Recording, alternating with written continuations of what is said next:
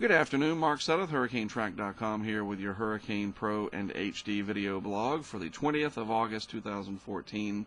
Wanted to give you a quick look at what's going on in the tropics. This is this morning's tropical weather outlook graphic from the National Hurricane Center. We had two areas that were being watched. This one represents Invest Area 96L. As we go to this afternoon, though, you see we lost the other one. Really not much interest in that anymore, as this region starts to consolidate into the main event, whatever that may be. And you can see that this is generally aimed at the lesser and then the greater Antilles over the next 5 days. And there's been a few people posting graphics of model shots showing hurricane activity up in this region beyond the 5-day forecast time frame. And that's really doing nobody any good. Maybe it raises a little bit of awareness, might be a positive side effect of it, but overall it's not very helpful.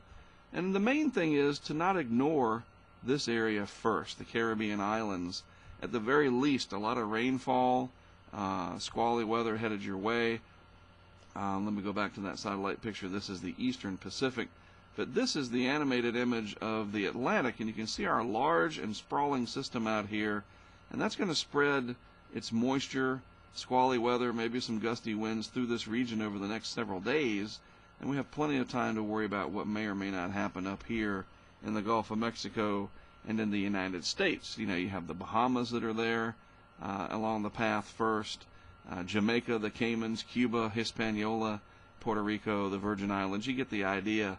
And so it just concerns me when you have people posting graphics showing hurricane threats up here at the expense perhaps of ignoring people farther downstream that are going to have those impacts first from a developing system. And these systems here can drop a lot of rain. You can imagine with the convection that we're just seeing here, there's a lot of rainfall underneath that. Tropical systems release a lot of latent heat in the atmosphere by virtue of rainfall and the convective activity that causes that.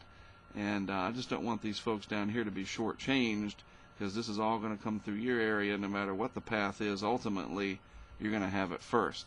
Looking at the upper level winds, fairly favorable right now over the system. Upper level low to the north of Puerto Rico, which is right here, and then unfavorable upper level winds in the Caribbean, but that's probably going to change over time.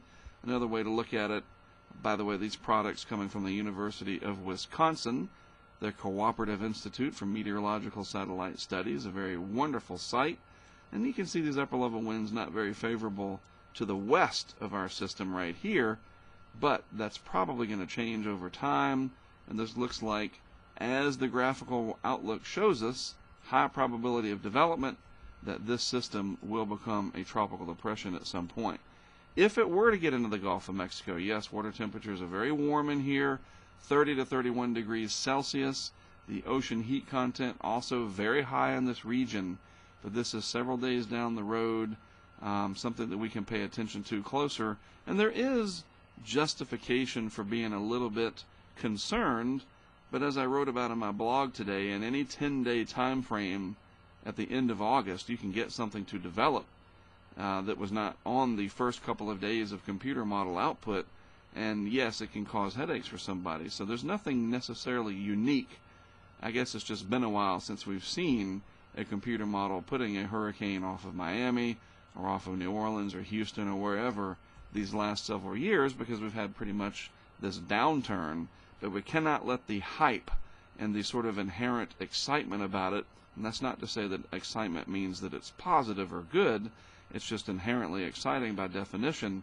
We can't let that stand in the way of sound reasoning and understanding exactly what's happening, and especially, as I mentioned, that we do have people who live in these islands who are going to experience the effects of this developing system first. So let's don't lose sight of that. All right, well, that's a look at things for today. Again, I'm Mark Sudduth for HurricaneTrack.com and, of course, Hurricane Pro and HD.